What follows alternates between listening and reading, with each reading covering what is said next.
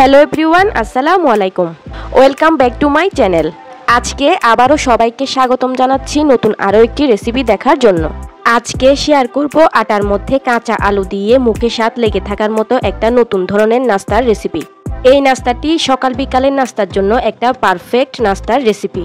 আশা করছি আমার আজকের এই নতুন ধরনের নাস্তার রেসিপিটা আপনাদের সবার কাছে বেশ ভালো লাগবে। ভালো লাগলে কিন্তু ভিডিওতে অবশ্যই একটি লাইক দিয়ে দিবেন, আর চ্যানেলে নতুন হয়ে থাকলে চ্যানেলটি সাবস্ক্রাইব করে আমার পাশেই থাকবেন। নাস্তাটি তৈরি করার জন্য এখানে আমি একটা মিক্সিং বোলের মধ্যে নিয়ে নিচ্ছি একটা ডিম। ডিমটা আমি ভেঙে নিয়ে নিচ্ছি। এবার এই ডিমের মধ্যে আমি অ্যাড করে দিচ্ছি 1 কাপ পরিমাণ কুসুম গরম দুধ। এখানে দুধটা কিন্তু অবশ্যই কুসুম গরম হতে হবে, অর্থাৎ আঙুল চুবানো যায় এরকম গরম হলেই চলবে। এবারে এখানে আমি অ্যাড করে দিচ্ছি 1/2 চা চামচ পরিমাণ ইস্ট। এই ইস্টটা আপনারা যে কোনো মুদির দোকানে পেয়ে যাবেন। এবারে আমি অ্যাড করে দিচ্ছি 2 টেবিল চামচ পরিমাণ চিনি। এখন অ্যাড করে দিচ্ছি 1/2 চা চামচ পরিমাণ লবণ। এবারে একটা চামচের সাহায্যে এই সব কিছুকে খুব ভালো করে মিশিয়ে দিতে হবে। এমনভাবে মেশাতে হবে যেন ডিমের কোনো লাম্পস না থাকে।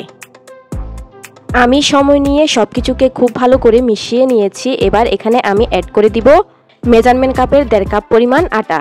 1 কাপ দুধ আর একটি ডিমের জন্য আজকে আমার এখানে 1.5 কাপ পরিমাণ আটা লেগেছে, তবে আটার পরিমাণটা আপনাদের কম বেশি লাগতে পারে। এবার এই আটাটাকে এই দুধের সঙ্গে খুব ভালো করে সময় নিয়ে মিশিয়ে দিতে হবে।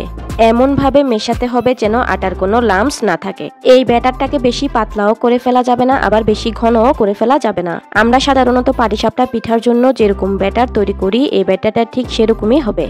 ভিউয়ার্স, এই নাস্তাটা খেতে যেমন মুখরোচক তেমনি কিন্তু অনেক বেশি সুস্বাদু। সকাল বিকালের নাস্তা হিসেবে একেবারে পারফেক্ট একটা রেসিপি হবে এটি। বাড়ির ছোট থেকে বড় সকলেই খুবই পছন্দ করে খাবে এই নাস্তাটি।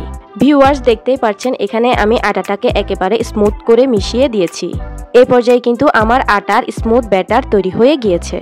আপনারাও ঠিক এরকম করেই আটার ব্যাটারটাকে তৈরি করে নেবেন। এবার আমি এই ব্যাটারটাকে একটা ঢাকনা দিয়ে ঢেকে রেস্টে রেখে দিব 3 থেকে 4 ঘন্টার জন্য। যেহেতু এখানে আমি ইস্ট ব্যবহার করেছি তাই এই ব্যাটারটা কিন্তু ফুলে উঠবে, তাই অবশ্যই কিন্তু রেস্টে রাখতে হবে। এদিকে এখানে আমি নিয়েছি একটি কাঁচা আলু। আলুটাকে আমি আগেই ভালোভাবে খোসা ছাড়িয়ে ধুয়ে নিয়েছি। এবার এই আলুটাকে আমি একটা গ্রেটারের সাহায্যে খুব ভালোভাবে গ্রেট করে নিচ্ছি। এভাবে আলুটাকে গ্রেট করে নিলে আলুগুলো সিদ্ধ হতে খুবই কম সময় লাগে। ভিউয়ার্স, আমার রেসিপিগুলো যদি আপনাদের ভালো লেগে থাকে তাহলে কিন্তু ভিডিওতে অবশ্যই একটি লাইক দিয়ে দিবেন। আপনারা অনেকেই আছেন যারা ভিডিও দেখেন কিন্তু লাইক দেন না, তাই অবশ্যই মনে করে লাইকটা দিয়ে দিবেন। আমার চ্যানেলটি সাবস্ক্রাইব করে পাশের বেল আইকনটি অন করে রাখবেন। এতে করে আমি যখনই কোনো নতুন রেসিপি আপলোড করব আপনাদের কাছে সবার আগে নোটিফিকেশন চলে যাবে। তো দেখতেই পাচ্ছেন এখানে আমি আলুটাকে খুব ভালোভাবে গ্রেট করে নিয়েছি। এবার এই আলুটাকে আবারও একবার অফ ক্যামেরায় পানির সাহায্যে খুব ভালো করে ধুয়ে নিব। এদিকে আমি ফিরে এলাম ঠিক 3 ঘন্টা পর। আপনারা দেখতেই পাচ্ছেন যে ব্যাটারটা কিন্তু এখন অনেকটাই ফুলে উঠেছে। এবার আমি চামচের সাহায্যে ব্যাটারটাকে একটু নেড়েচেড়ে দিচ্ছি।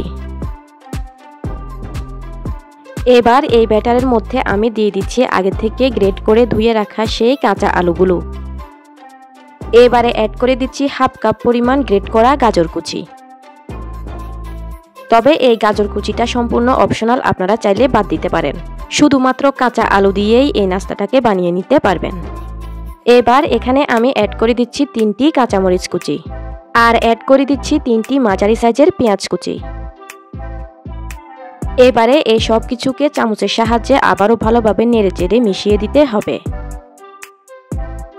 আমি সবগুলো উপকরণকে খুব ভালোভাবে মিশিয়ে নিয়েছি। এবার আমি নাস্তাগুলো তৈরি করতে চলে যাব চুলায়। চুলায় এখানে আমি একটা ফ্রাই প্যান মিডিয়াম হিটে বসিয়ে দিয়েছি। এবারে এই প্যানের মধ্যে দিয়ে দিলাম 2 টেবিল চামচ পরিমাণ রান্নার তেল। তেল গরম হয়ে গেলে এবার আমি বানিয়ে রাখা ব্যাটার থেকে 2 চামচ পরিমাণ ব্যাটার এই প্যানের মধ্যে দিয়ে এভাবে রুটির মতো করে গোল করে নিব। এই নাস্তাটা বানানো খুবই সহজ, আপনারা একবার বানালেই বুঝে যাবেন। আর নাস্তাটা খেতে কিন্তু অসম্ভব মজার।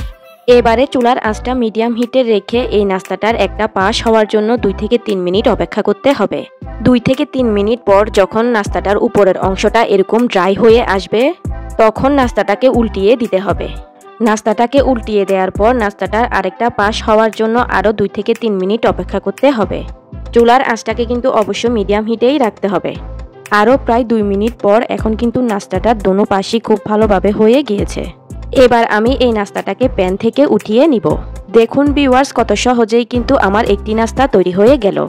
এবার আমি ঠিক একইভাবে বাকি সবগুলো ব্যাটার দিয়ে সবগুলো নাস্তা তৈরি করে নিব।